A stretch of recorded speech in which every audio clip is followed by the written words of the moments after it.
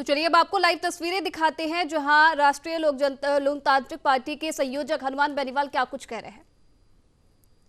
जगह जगह राष्ट्रीय लोकतांत्रिक पार्टी विरोध कर रही है और इन बिलों का ही नहीं, किसान कौम को जहां भी मेरी आवश्यकता पड़ेगी तो संसद का सदस्य का पद भी किसान कौम के लिए छोड़ने में 1 मिनट का समय लगाऊंगा।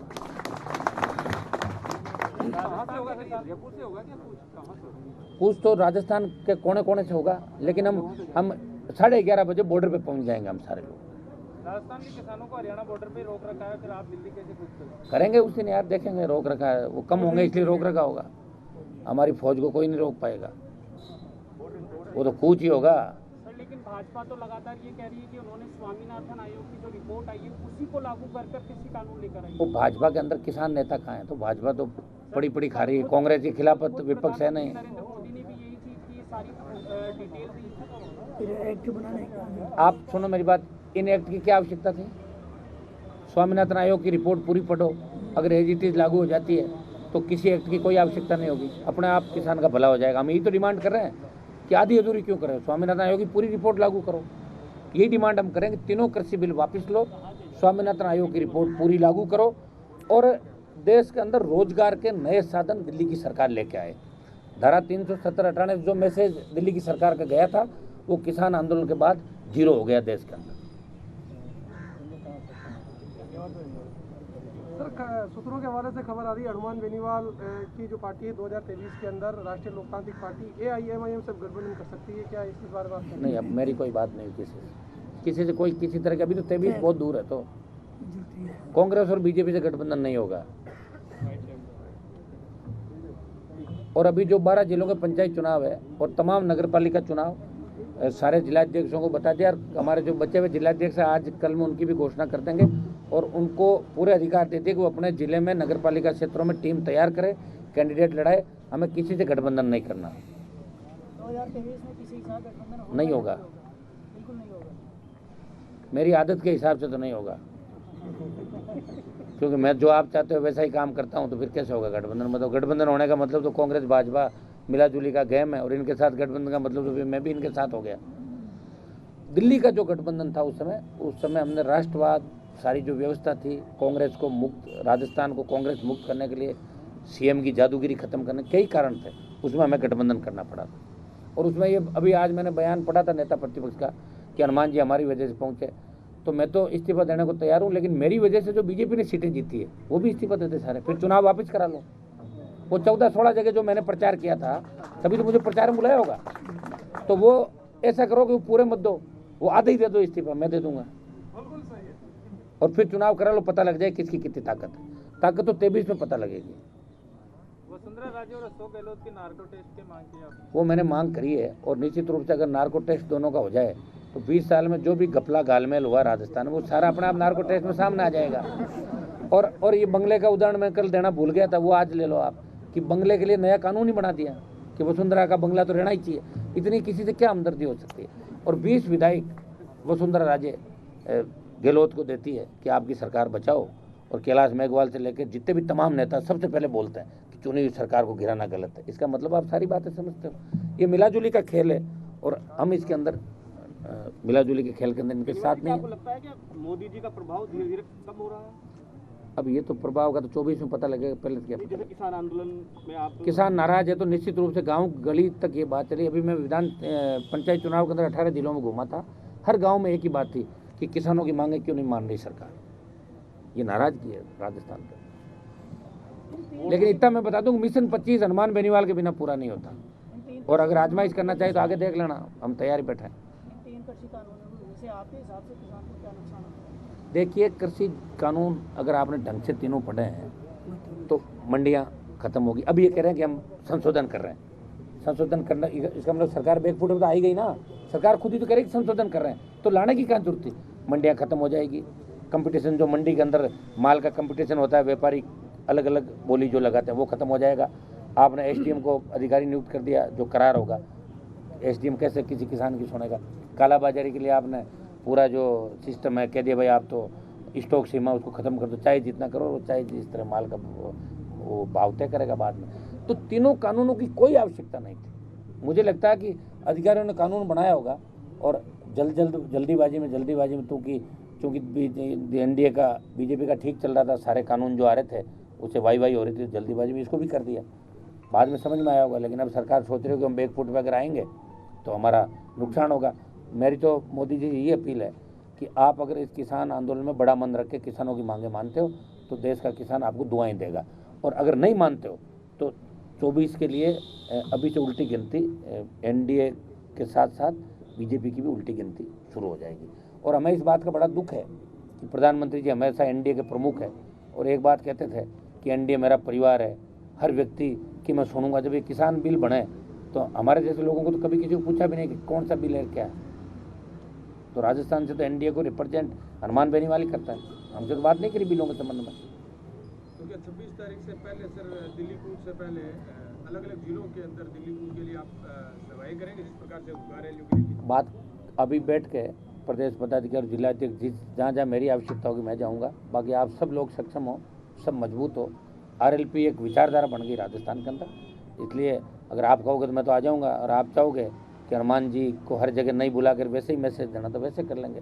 बैठ के पदाधिकारी और जिलाध्यक्ष तय कर लेंगे मेरे कार्यक्रम कहाँ बनेंगे, विधायकों कहाँ बनेंगे, हमारे प्रदेश अध्यक्ष जी काम बनेगा, मोर्चों के अध्यक्षों काम बनेंगे, जिलाध्यक्षों, तो उस हिसाब से हम तय करेंगे सारा। लेकिन कुछ ऐतिहासिक होगा, कांग्रेस और भारतीय जनता पार्टी की बोलती बंद कर देंगे। हनुमान जी तमाम नाराजगी है केंद्र सरकार से भी, और लेकिन उसके बावजूद भी गठबंधन तोड़ने में इतनी देरी क्यों हो रही है, जबकि इतनी नाराज तो ये हो तो गया और क्या है, तोड़ने की तरफ भी तो बढ़ रहे हैं। तोड़ने का ऐलान अरे तो ये हो तो सारी बात होगी ना, 26 तारीख हो जाएगा, आप इतनी जल्दबाजी क्यों कर रहे हो? वैसे मैं कौन सा कोई बांध रखा क्या मुझे सुबह मैं कोई फेविकॉल से तो चिपका नहीं हूँ वहाँ पे। एक गठबंधन है और समितियों से इस्तीफा दे दिया किसान आंदोलन के समर्थन में।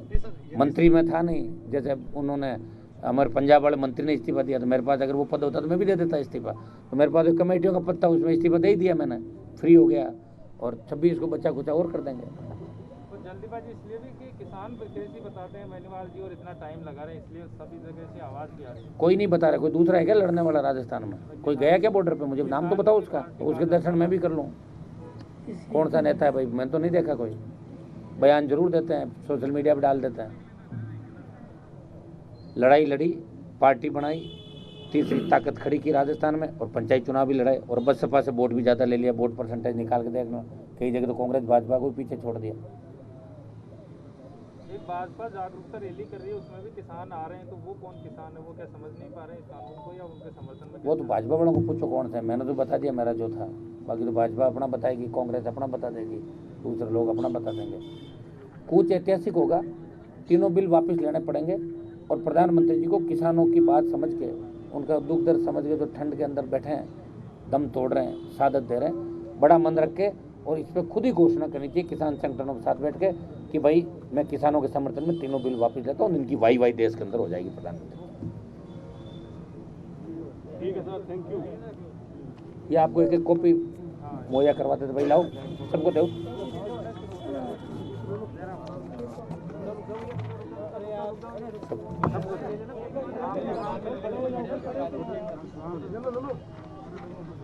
पुगरा जी, अध्यक्ष जी बोल देंगे हमारे थोड़ा सा।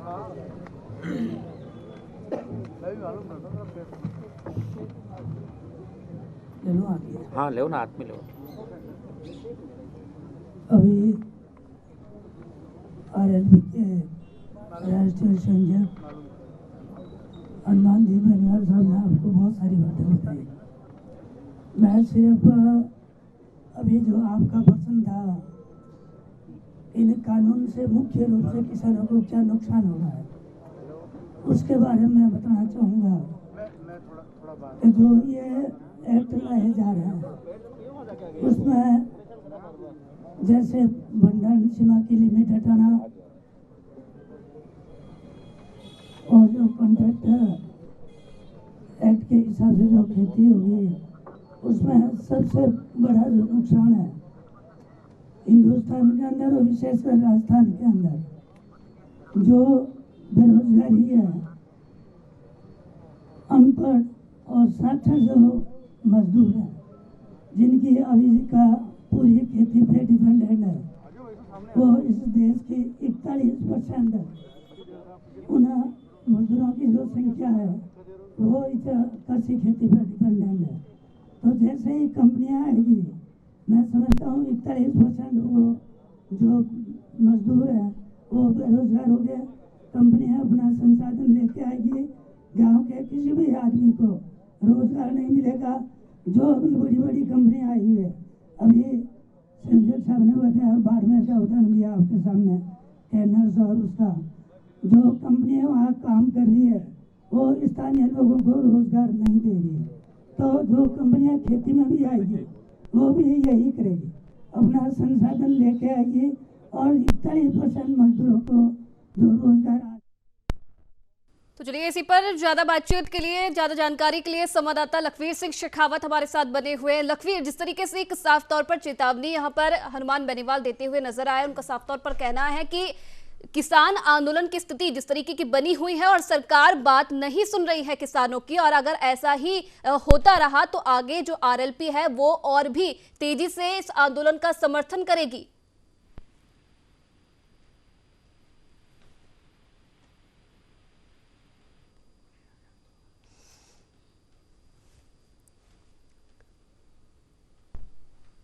जी लखवीर, क्या आपको मेरी आवाज आ रही है?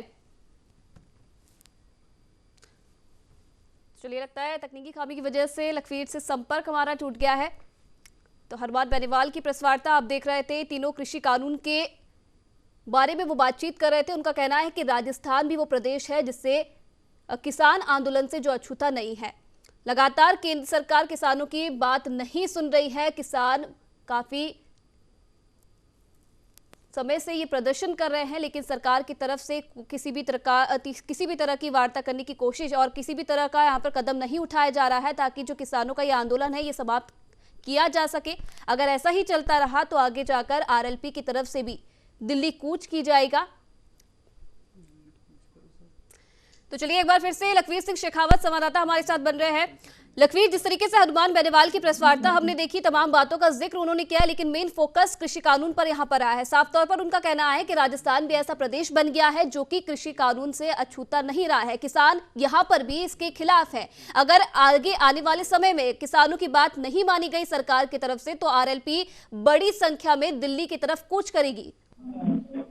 देखिए अभिषेक, बताना चाहूंगा बहुत बड़ी खबर है। आरएलपी संयोजक हनुमान बेनीवाल ने जिस प्रकार से प्रेस वार्ता की है, तो पहले से ही कयास लगाए जा रहे थे। सुबह चर्चा भी इस बात की हुई कि हनुमान बेनीवाल एनडीए से समर्थन समाप्त करने पर विचार कर सकते हैं, लेकिन बड़ी बात है कि उसी तरफ उन्होंने अपना पैर रख दिया है और लोकसभा में जिन 3 समितियों में हनुमान बेनीवाल सदस्य हैं उन तीनों समितियों से इस्तीफा दे दिया है। तो ये कहना कहीं गलत नहीं होगा कि अगर इन कानूनों को वापस नहीं लिया जाता तो हनुमान बेनीवाल 26 तारीख के बाद जो दिल्ली कूच करने के लिए तैयारी कर रहे हैं, 2 लाख युवाओं का टारगेट रखा है कि 2 लाख युवाओं और किसानों के साथ दिल्ली कूच करेंगे। शाहजहांपुर बॉर्डर होते हुए ये दिल्ली कूच रहेगा। देखने वाली बात होगी कि ये आंदोलन कितना बड़ा रहने वाला है, क्योंकि साफ तौर पर कह रहे हैं हनुमान बेनीवाल ने दोनों ही प्रमुख पार्टियों पर निशाना साधते हुए कहा कि ये जो किसान कूच होगा इससे भारतीय जनता पार्टी और कांग्रेस दोनों की दुकानें बंद हो जाएगी। तो ये बड़ा आरोप उन्होंने लगाया और साफ तौर पर कह रहे हैं कि केंद्र की सरकार की उल्टी गिनती भी अब शुरू हो गई है और एनडीए से समर्थन समाप्ति पर इन्होंने कहा है कि 26 तारीख को निर्णय ले लिया जाएगा। लेकिन ये कहना कहीं गलत नहीं होगा कि उसी दिशा में उन्होंने पहला कदम रख दिया है तीनों समितियों से इस्तीफा देकर, क्योंकि साफ ये भी कहना है कि जिस प्रकार से केंद्र की सरकार का विचार अभी चल रहा है, उनका जो माहौल अभी चल रहा है, सरकार कहीं भी तीनों कानूनों को वापस लेने के मूड में दिखाई नहीं देती है। इसी के चलते उन्हें ये कदम उठाना पड़ा और 26 तारीख का ऐलान आज कर दिया है।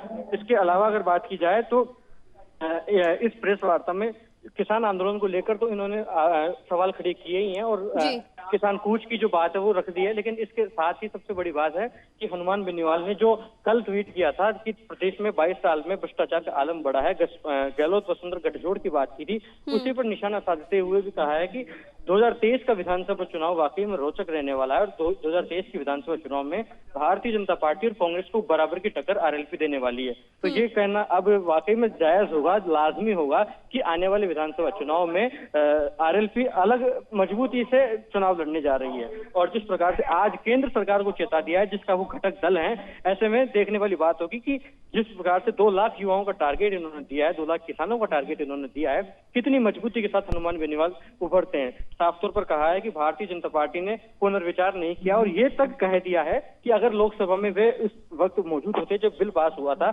तो यह प्रधानमंत्री मोदी के सामने ही किसान बिल को फाड़ देते और इनकी सहमति के बिना ही बिल पारित किए गए हैं। क्योंकि जब इन पर सवाल खड़े हुए कि जब जो कानून पारित हुआ था तब आरएलपी की भी सहमति थी क्योंकि एनडीए का घटक दल था। इस पर इन्होंने साफ कहा है कि मैं वहां मौजूद नहीं था, अगर मौजूद होता तो पीएम मोदी के सामने किसान बिल फाड़ देता। और साफ तौर पर कह रहे हैं कि स्वामीनाथन आयोग की रिपोर्ट के आधार पर जो केंद्र सरकार कह रही है कि उसी रिपोर्ट के आधार पर ये बिल पारित हुए हैं, तो उसके आधार पर नहीं हुए, आधी अधूरी रिपोर्ट के आधार पर पारित हुए। पूरी रिपोर्ट को पढ़ना आवश्यक है और ये आरोप इनका साफ साफ अभी तक लगाया गया है।